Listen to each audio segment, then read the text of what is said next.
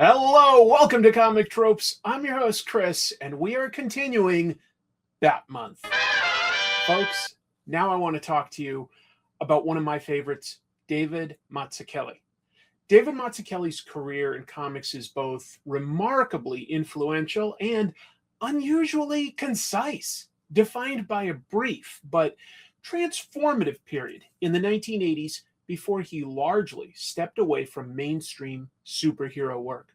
Rising to prominence at Marvel on Daredevil, particularly through his collaboration with Frank Miller on Born Again, Mazzucchelli quickly established himself as an artist capable of combining clarity, mood, and narrative precision.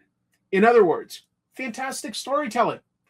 This evolution reached its peak, I would argue, with 1987's Batman Year One, where his restrained approach gave us Batman's definitive origin in a masterfully told story.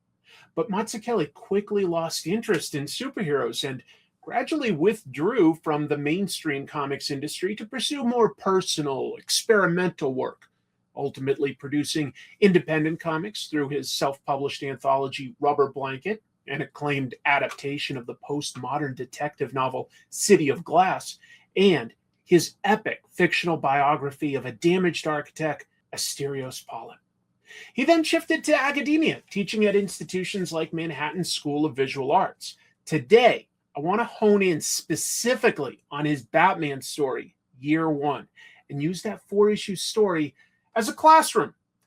I will argue that it is a masterclass in visual storytelling where every line, panel, and compositional choice serves the narrative, an elevation from just something cool to a perfect example of visual narration.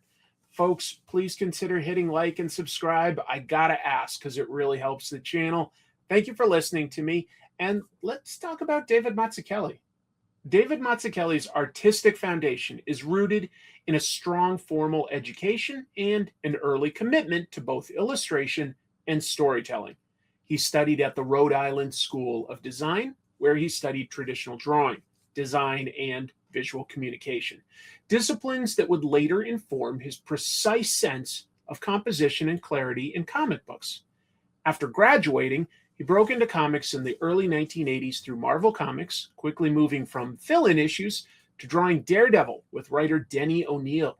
He would soon illustrate Daredevil for a second run with Frank Miller on the critically acclaimed, very popular with readers, storyline Born Again. This partnership on Daredevil Born Again became a turning point, showcasing Mazzucchelli's ability to merge expressive minimalism with cinematic storytelling. The book's success led directly to Batman Year One, where he refined and solidified his visual approach, again reteaming with writer Frank Miller. Notably, Mazzucchelli has spoken about undergoing a conscious stylistic breakdown during this period. He was drawing superheroes, but he moved away from traditional superhero rendering towards a more stripped-down, design-focused approach. He was influenced at the time by artists like Alex Toth, Tintin's Hergé, and Dick Tracy artist Chester Gould. This evolution would eventually culminate in his later, more experimental works, but its roots are already visible in the disciplined storytelling and the reduction in line work seen in Batman Year One. Year One was a four-issue storyline made shortly after publisher DC Comics simplified their continuity with Crisis on Infinite Earths. Issues 404 through 407 of Batman give us a new origin that took its time, showing us the tragedy of young Bruce Wayne losing his family at an early age and how he put in the training and the work to become not just a superhero, but a symbol. Along the way, we got to see a Batman who could stumble and make mistakes as he learned how to take on his new role. Frank Miller gave Mazzucchelli plenty of iconic moments for a new Batman, Catwoman, and pre-commissioner James Gordon. And that makes sense. Miller is good at honing in on an iconic moment. He did that the previous year in The Dark Knight Returns. With issue 1, Frank Miller wrote and illustrated a flashback to Batman's origin, and it shows Martha Wayne's pearl necklace shattering. That has remained a definitive image of Bruce losing his parents to a mugger. Year One was an early Batman story for me, and it made a huge impact. It felt exciting, but also naturalistic. It felt real, and I could believe in it. It's a story I've reread many times, and as I have, I've come to love the artwork more than anything else, and I've found new layers to appreciate. So now I'd like to discuss several elements of Mazzucchelli's artwork that show us how to tell a story with sequential images. Visual economy, selective detail. David Mazzucchelli's work in Batman Year One demonstrates a mastery of visual storytelling rooted not in excess, but in restraint.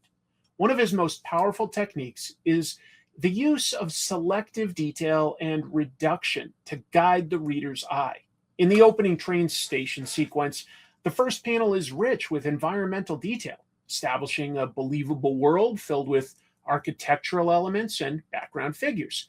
Yet, as the page progresses, Mazzucchelli gradually strips away this detail, simplifying backgrounds so that the reader's attention narrows onto the characters. This subtle reduction happens almost invisibly, ensuring clarity without calling attention to itself. The result is a reading experience that feels effortless, even though it is meticulously controlled. David Mazzucchelli's line work contributes to the sense of immediacy and realism. Rather than striving for polished perfection, Mazzucchelli uses slightly rough, expressive lines that feel alive and spontaneous. There's an energy to the lines over a more clinical and perfect line. These marks suggest observation rather than construction, as if the scenes were captured in the moment. This approach enhances the grounded tone of the story, making Gotham City feel tangible and human rather than stylized or exaggerated. It also avoids cluttering up a shot with hatching, which can definitely make an individual image look cool, but it can also potentially slow down the reading experience. If that isn't the goal, Mazzucchelli is ruthlessly efficient, moving the story forward and focusing on what's important to each panel to convey the character and action. Equally important to Mazzucchelli's pages is his economy of visual information. Mazzucchelli consistently draws only what is necessary to convey a scene. In this car sequence, for instance, the presence of a steering wheel and basically a single structural element is enough to establish the setting. The reader fills in the rest.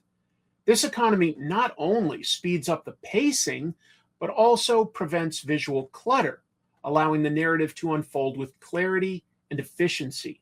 It reflects a deep trust in the audience's ability to interpret minimal cues. Composition. Closely tied to how the selective detail gives the eye the information it needs is Mazzucchelli's use of composition to direct attention. This is particularly helpful through perspective and vanishing points. In the same opening scene that I was just talking about earlier, all perspective lines converge behind Jim Gordon's head, making him the undeniable focal point despite the crowded setting. This is not accidental. It is a deliberate compositional strategy that guides the viewer's eye exactly where it needs to go. By embedding narrative emphasis directly into the structure of the drawing, Mazzucchelli ensures that the storytelling remains clear even in visually complex environments. Value contrast. Another defining aspect of his style is Mazzucchelli's use of value contrast and silhouetting. Mazzucchelli frequently renders background figures as heavy black shapes, allowing the main characters to stand out in lighter tones. This is an example of the artistic technique known as Chiaroscuro, which is Italian for light, dark. The technique uses strong contrasts between light and dark to give subjects a sense of volume, depth, and dramatic emotion. This approach not only enhances readability, but also reinforces the noir atmosphere of the story. Rather than relying on intricate rendering, he uses the bold contrasts between light and dark to create mood and focus simultaneously. The visual hierarchy becomes immediately apparent, and the reader instinctively understands where to look. Even now, while I'm actively editing this episode, I'm still learning something. It occurs to me that Mazzucchelli primarily uses some of the chiaroscuro techniques when he draws Commissioner Gordon, and that's because Gordon is going through a crisis of conscience. He's trying to decide whether he's going to have an affair or whether he's going to work with corrupt cops. So that light-dark contrast works especially well for his character. Camera placement. Mazzucchelli's mastery extends to where he places the view for the shot, which in cinematic terms we would call the camera placement. He employs the angle to clarify storytelling and emotional dynamics.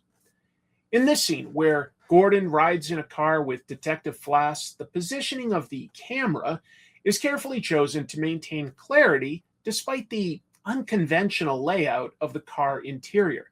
By placing Flass prominently in one corner and Gordon in another, and arranging the composition so the reader's eye moves naturally between them, Mazzucchelli solves a potentially confusing spatial problem. At the same time, the angles emphasize character relationships, such as Flass's dominance and Gordon's discomfort. Pacing. Mazzucchelli demonstrates a sophisticated understanding of panel rhythm and pacing, treating each page like a sequence of film edits.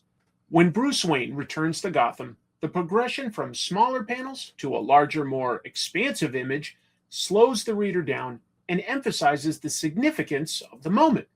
Changes in panel size and layout are never arbitrary. They are carefully calibrated to control the flow of time and the emotional weight of each scene. Occasionally, Mazzucchelli breaks the grid entirely with borderless panels, creating a sense of transition or timelessness.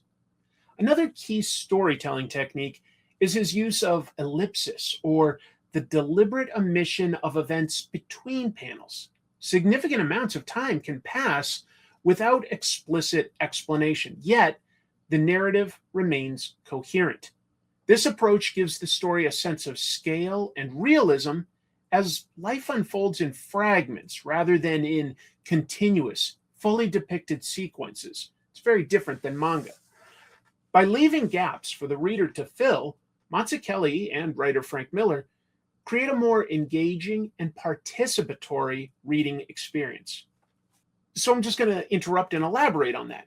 You might think it's putting work on the reader to fill in some of those details, but when it's done well, you hint at everything needed, and the reader's imagination is primed to fill in the rest. It makes them contribute to the story, and it enhances the experience. Not every artist can do that. Acting and gesture. Character acting is another area where Mazzucchelli excels.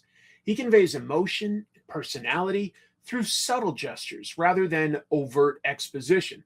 A small action, such as Gordon lighting one cigarette with another, communicates stress and exhaustion more effectively than dialogue ever could.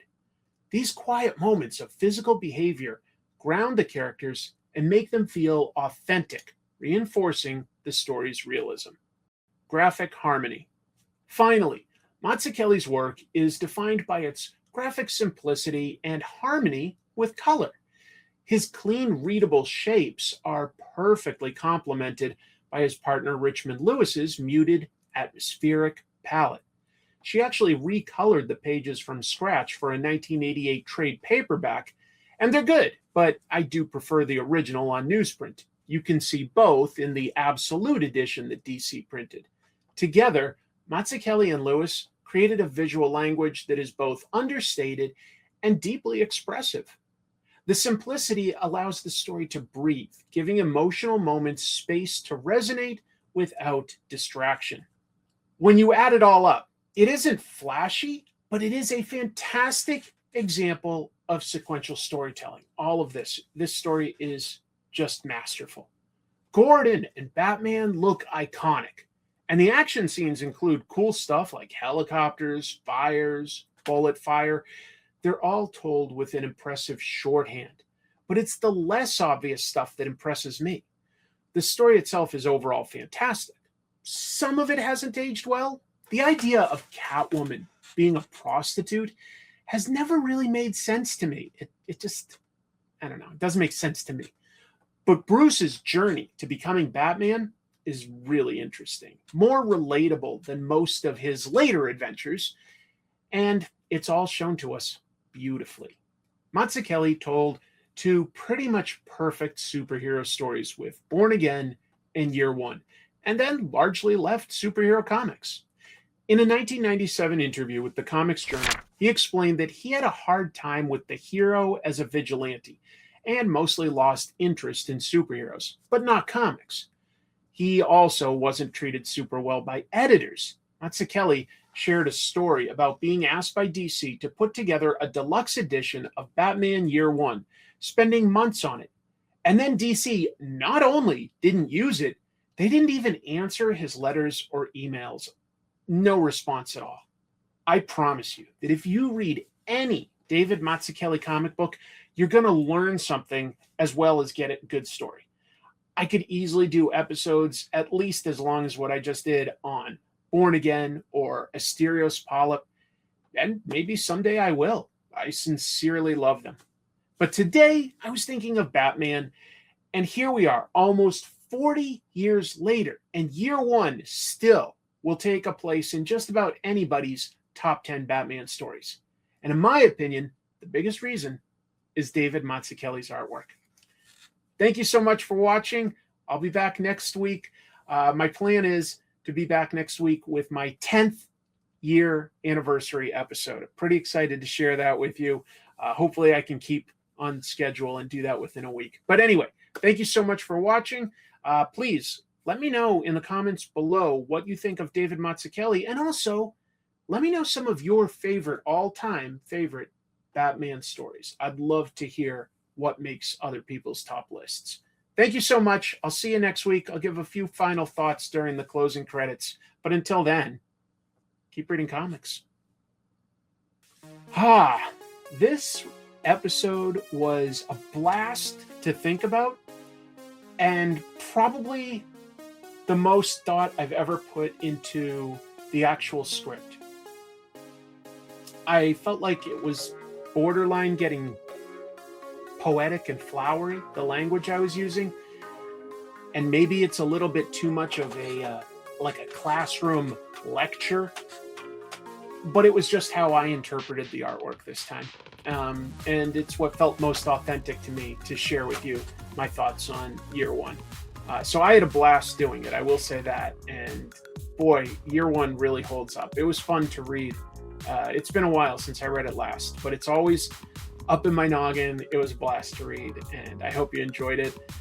Please check out my second channel, Comic Tropes After Dark. I've got a weekly show where I talk about the comic book news, and I give, real-time responses to the latest comics of the week that I've read.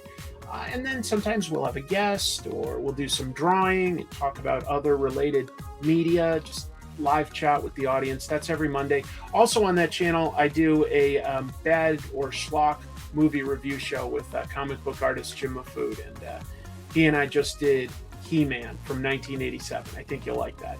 Thanks so much, everybody. See you real soon. Slow.